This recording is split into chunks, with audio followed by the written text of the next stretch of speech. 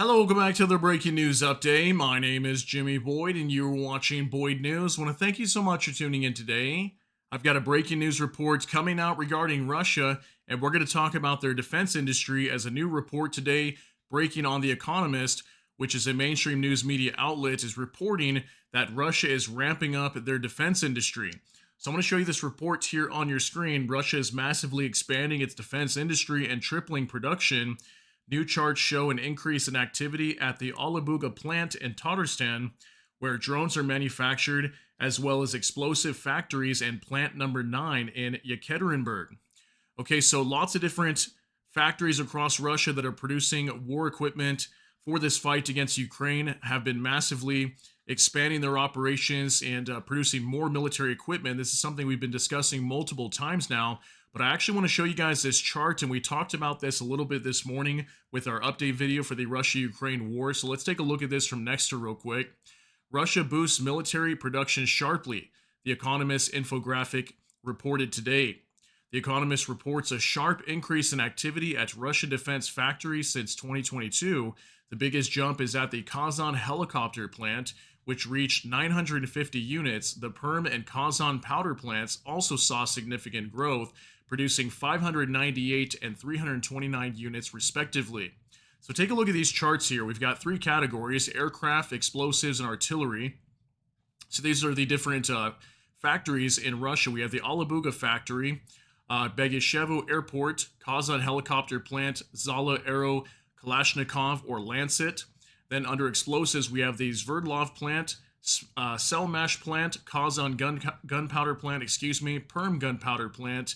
And under artillery, we've got Yekaterinburg factory number 9, NPO Novator, if I'm saying that right, Volgograd, Titan, Barikedi, and NPO Splav. Okay, so trying my best to pronounce those. Sorry if I'm not saying those correctly, but what I mainly want to show you guys from these charts is if you notice from the very beginning of the war of 2022 and all these charts, we're seeing them gradually going up, right? But something that I noticed was right around 2024 to 2025, which is basically when we had a transfer of power in the United States, when Trump was supposed to be getting in office. You see many of these charts just skyrocketing like this one, especially the Kazan helicopter plant, just completely going straight up vertically. And many of these charts doing the same exact thing. Right around 2025, we see an increase in production of military equipment.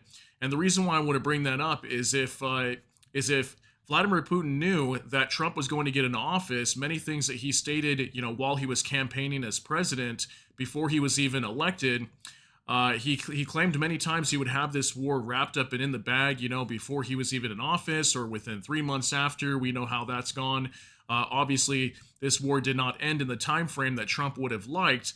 But isn't that interesting that right when Trump was about to get into office, we saw a massive increase in military production in Russia? So you guys can let me know what you think on why that might be. But we're actually going to go over this report today that talks about the expansion of Russia's defense industry. And the reason why I want to discuss this is because we're talking about this war potentially coming to an end, but yet we're hearing this information that Russia just massively increasing their production of military equipment in this war against Ukraine.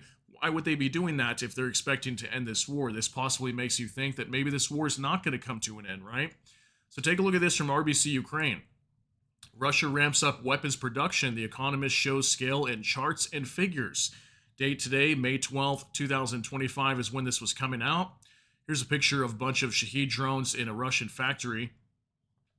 And it says right here, the increase in Russian drone attacks on Ukrainian territory indicates the hyperactive activity of Russia's defense industry, reports The Economist. The media outlet based its calculations on data analysis from various, mostly commercial sources. In particular, it estimated the number of electronic devices, such as mobile phones, present at Russian industrial facilities.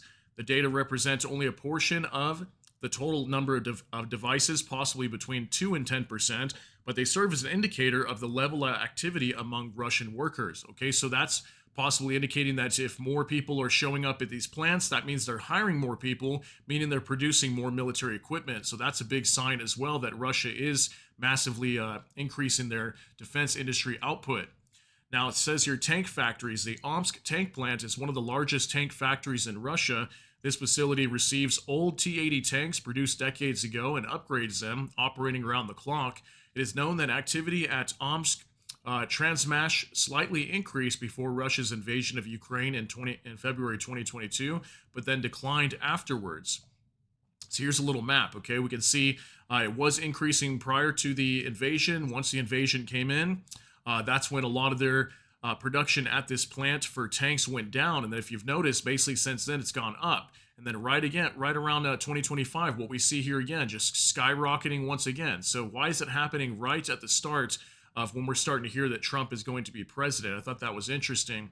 It also says here, however, after the full-scale invasion, the number of personnel at the plant sharply increased. The level of activity has remained particularly high since mid-2023. According to the media outlets, a similar pattern can be observed across Russia's defense industrial facilities. Meanwhile, Earl Vagonzavod, probably pronouncing that wrong, Russia's largest tank factory, has shown significant higher activity in 2024 compared to 2023.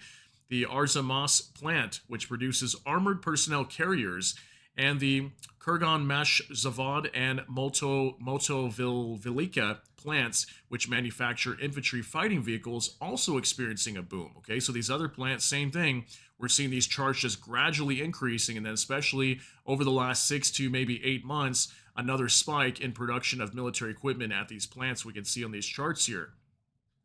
Now, for artillery, according to The Economist, the Yekaterinburg plant number 9 manufactures barrels for howitzers and tanks.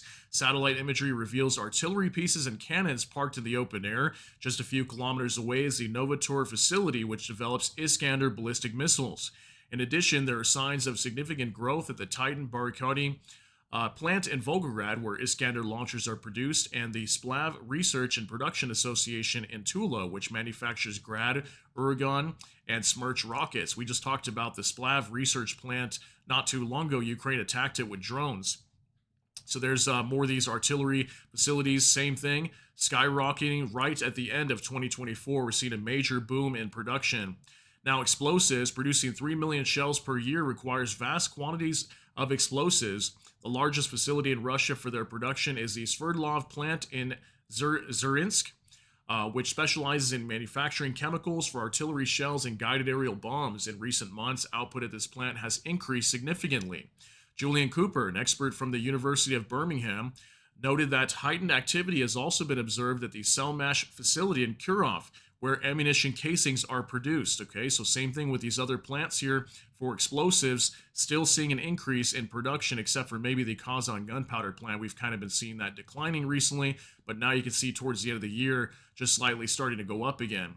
Now, for drones, the increase in Russian drones attacks on Ukrainian territory reflects the hyperactive pace of Russia's defense industry. In particular, this aligns with rising activity at the Alabuga plant in Tatarstan, where these drones are manufactured, and at nearby Begashevo airport. Okay, so let's zoom in here a little bit. If you can see here, March 2024 and September 2024. Okay, so just what is that? Maybe like not even 6 months or so apart. And last year, you can see in this older picture during the winter time, there was really nothing being constructed here except for over here. Fast forward a few months later to September 2024, we've got buildings that have been constructed here, and now building work sites that have been started also, when just previously there was absolutely nothing, just an open field over here. Okay, so Russia is rapidly intensifying their defense industry and producing more equipment, expanding their production sites. We're clearly seeing that. Then with this whole information about more people showing up at these plants for work, that's indicating as well that Russia is expanding their defense industry. So now we got a little bit more to go over here. It says these are not the only signs of Russia's rapidly intensifying defense industry. The Economist has observed several other indicators. For example, in Bisk, home to a key oleum production facility used in explosives and a military research center, there's been a notable increase in activity. In 2023, average daily traffic between residential zones and chemical plant areas rose by 19%. Additionally, the dwell time, how long people remain in one location, increased by 32% during periods associated with second and third work shifts. The Strava fitness app, which tracks physical activity, revealed that emergence of new groups of runners and cyclists in these areas near these industrial sites. This suggests an influx of new workers to the region, which could also explain the 21% year-on-year increase in local rental prices. Despite the surge in activity, Russia's industry still faces certain limitations. Last year, the country relied heavily on North Korea for a significant portion of the artillery ammunition used in Ukraine, but those supplies are not unlimited. Previously reported that Russia is producing ammunition at an extraordinary pace. The Economist has also uncovered the annual production volumes for Iskander and KH-101 missiles. Okay, so that's it for the article. But briefly, just want to state here. I mean, look at all this information that's coming out today.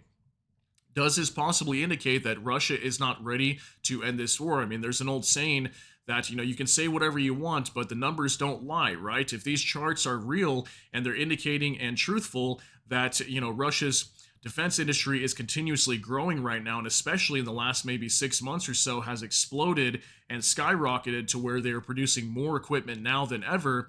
Why would this all happen at a time when we know that peace talks are ongoing for this whole year now? The U.S. has really been trying to push for this.